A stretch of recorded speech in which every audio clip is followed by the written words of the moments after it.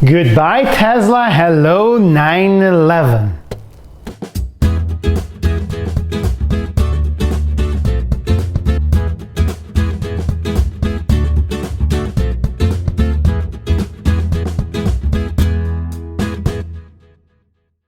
I know this channel is pretty new, right? I made 3 videos before that I talk about my experience with my Tesla Model S, and I just sold, to buy my 911, right?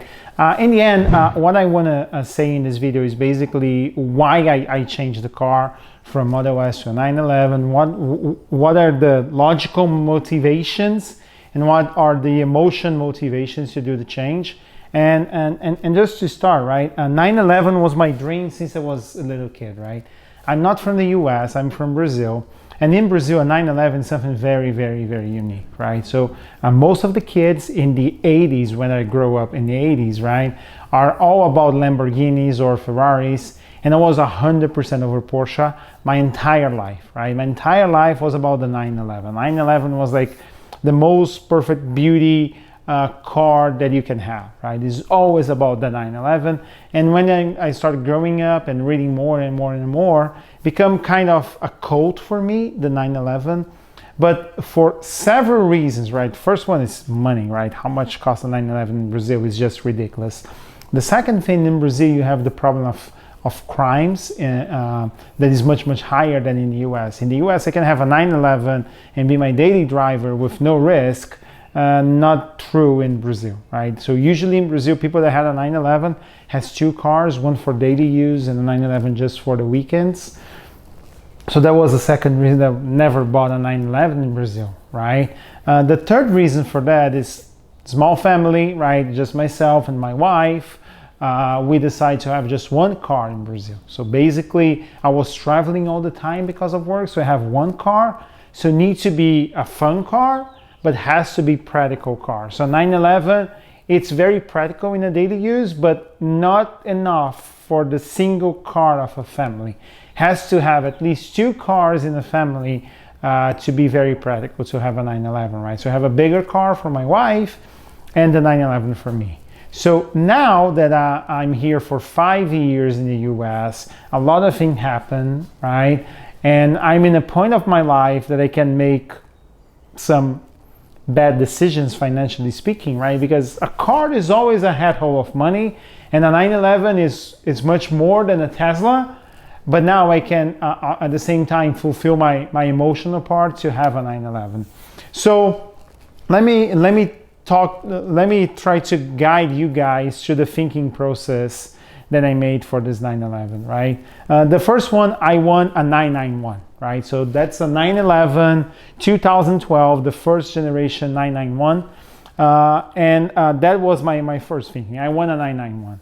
The second thought was about the engine, right? I want the base model or I want the S model, and I decide for the base model for the following reason.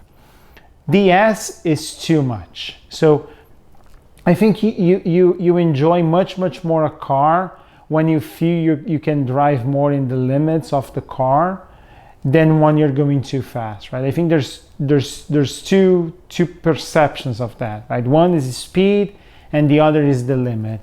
I think closer to the limit that you are, more do you enjoy the car. So like I always see guys like that have like supercars, and I think, okay, that's pretty awesome. You take this car, you go to a track and you actually enjoy the car. But in a daily basis, the guy that had a supercar, he can't actually enjoy the car at all because you're never gonna be close to the limit of anything in that car. So that's one point for me. I want a car that I can be closer to the limit more often. So 50 horsepower don't look a lot, but in a car that weighs like 3,000 pounds, 50 horsepower, it's a lot. So I decided to go to the base model. The third thing on that was about, I want a used car, of course, right? I want the first generation 991, and I want a car with a single owner. So that was my first search thing, beside of the model and the type of the car, right? So 911 as the model, right? The type was the Carrera, regular Carrera Coupe, not Cabriolet, right? And the third thing, I want a single owner. The fourth thing was about the colors, right? There are two colors I was looking for. For the GT Silver, that is what you can see here, or I was looking for the white car, right? It has to be GT Silver or it has to be white. Those are the only two colors I was looking for. The next thing was about the options. So I was pretty clear in my mind that I want a car with no performance upgrades at all. I don't want sport chrono package. I don't want ceramic brakes. I don't want anything like that, right? The only performance enhancement that I want in the car was the PDK transmission, right? That was the only one. Everything else I didn't want in the car, and my thinking methodology around that was the following. If I'm buying a car that there is the base model and has no performance upgrade, the chance to be someone that loves the design, loves the car, but is not gonna push the car on a daily basis is much higher versus I buy a Carrera S with all the performance upgrades. Because the guy that bought that car with those options probably was trying to push the car much, much, much harder. So that means that the maintenance of that car could be higher than a guy that has no performance upgrades and just use the car in a regular basis, right? 911s are very, very reliable cars, especially if you don't push, right? So that was the thinking about. So the next one was about the other options, right? I want the Bose sound system for sure, because I love to listen to music in the car. So I got with the Bose sound system. This car has Bose sound system. And the other one was ventilated seats. Anything else, I actually don't care. That was the only two things I was really looking for. Ventilated seats, because I'm in California, I'm in a city called Livermore, that in summer gets like 100 degrees a few days, 102 last year in a few days. So you go to a car that is full leather and it's 100 degrees outside, you're gonna sit in the car and you're gonna sweat like a pig. So I don't want a car that is be so hot, especially after living with the Tesla for a year and a half, that every time was too hot. I take the phone and turn on the air conditioning. That is something really nice in the Tesla. I know I'm not gonna have this in this car, so I say, hey, if I'm not gonna have like the way to make sure the car is cool when I get there, I want to be cool as fast as I can, and ventilated seats helps a lot because the leather itself will be really hot. So you touch your back in the seat and now you start sweating in the back because the seat is hot, you were hot, the car is hot, but ventilated seats takes the air conditioning that is around the car and push in your back, so you feel much, much, much better on that, okay? So the next thing was like things I would like to have in the car, but that's okay if I don't have it because I can do my own projects. And one of the things that I really wanted in the car was exactly the wheels I got. So that was a very lucky from my part that I got exactly the wheels that I want, but was not like this. Was a complete different color, was chrome when I bought the car, okay? So I already painted the wheels, I changed the wheels style, let's put that way.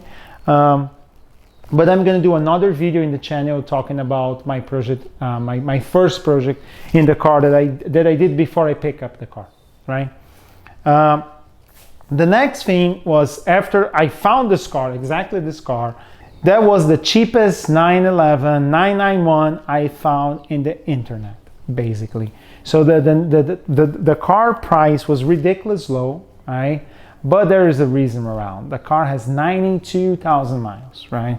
So you don't see a lot of 911s with 92,000 miles. There was single owner. There's a clean Carfax, right? There's a history of maintenance done until 50,000 miles, all in Porsche. And after that, probably after warranty, right? Done in European, a very good European shop. In the city that this car was from. So I called the dealer that was doing the maintenance into 50,000 miles, and they looked at the history of the car, said no, the car, the last time we did the maintenance, it was great. Then I called the European shop, and the European shop said no, we're doing all maintenance in this car for the past 3 years, and the car is in perfect condition. So after I talked with the dealership that was doing maintenance and with the European shop that was doing all the other maintenance after 50,000 miles, I decided to do a PPI, a pre-purchase inspection, in the Porsche Riverside down there in California to make sure I'm buying a good car, right? Mechanically speaking, the car is good. I know aesthetically speaking, they're not gonna do all the things that I want, but like mechanically speaking, I was like, okay, what I'm going through. So I did it, right? So basically, they sent a very good report, and in the report was things like, for example, the disc brakes are still the original ones, and they still have 65% life left in a car with 92,000 miles. So you think on that and you say, okay, the guy that bought this car didn't push the car at all, right? I know disc brakes should not be changed that often. I take a look online in all the Porsche owners and how many miles they change. But even with that, like almost 100,000 miles, 92,000 miles in the car, and you still have 65% life left, that demonstrates a lot of things that the car was not pushed at all. And when I call a Porsche to really understand everything that was in the report, they said the car was like in perfect conditions, right? Like mechanically speaking, the car was really good. So I said, okay, so I did an offer in the car and I closed the car, and then the project started, right? The project to change the style of the wheels and all of that. But since I talk about how I bought the car, let me now go to the emotional part, why I left the Tesla to buy the 911. And that was basically the drive feeling, right? If you didn't watch my other videos that I talk about the Tesla, that I think that I missed the most, right? What I really miss in the Tesla, it's in the end, Tesla is doing like an amazing car for people that don't love to drive. If you really love to drive a car, Tesla probably is not the best option for you, right? You want to feel the road. You want to feel different sensations and emotions. And for a guy that was growing an entire life with combustion engines, even not only the noise, right? People talk a lot about the noise, but even the smell of the car, right? I like it's pretty funny because now when I take the 911 out for the drive, when I come back and I close the garage door, and then I left the car from the driver's side and I go through the back to get out of the garage, I can feel the smell of the engine because the engine is really high in the back, right? So you can actually smell the engine, right? And that's something very, very unique for someone that is ridiculous crazy by cars. And you don't have that in a Tesla, right? The other thing that I feel like a lot in the Tesla was the brake pad sensation. Like the brake pedal sensation was really bad, right? If the car is cold, it's one feeling. If the car is hot, it's another feeling. If the battery is full, it's another feeling. And it's always not there. It's like half of that is softer, half of that is actually the brake pedal feeling. So that's kind of crazy in the Tesla that I really don't like. The other thing is the single pedal driving. That was really nice in very high traffic situations that most of the people are gonna love it, to just drive with one pedal all the time. But for someone that really likes to drive, getting out of 3 pedals to 2 pedals was actually hard already, and now you're just using one. Don't feel very natural, right? It's like for my kid that is 5 years old today, when he decides to drive with 16, 17, 18, whatever, if there will be driving cars in that time, for him, he'll not care about it, but I care a lot. So it was a time in my life that my kid is 5 years old, so I don't need to put like a baby seat in the car. The car is perfect for my 5-year-old kid. It was not possible a few years ago because my kid was growing. So I need something that I can put like a real car seat in the car. Now I just need to put a booster, so 911 becomes more usable in a daily basis, right? I'm in a point of my life with this pandemic and all that stuff that I will not be driving 30,000 miles or 25 to 30,000 miles that was driving last year. I was probably going to drive 10,000 miles, maybe 12,000 miles this year. And having this connection with the car is something that I was really hoping to have, right? So that was the main reason I left the Tesla. This deep connection between the car and the driver, it's not there, right? It's not. The car is absolutely amazing in all the new things you're doing. It's actually really nice car. I really appreciate everything Tesla has done by the industry, right? But for a guy like me that is absolute crazy about cars, Tesla is not there yet for me, but could be for you, not for me. Okay, I hope you like this video. If you like this video, please give me a like button, subscribe to the channel. I'm going to do a few more videos about the 911, right? And especially about the projects I'm doing. The first one is the rims, right? The wheels. I changed the color and design of those. I'm going to through the process with you guys, and there's a few more. So please subscribe to the channel and see you next time. Bye.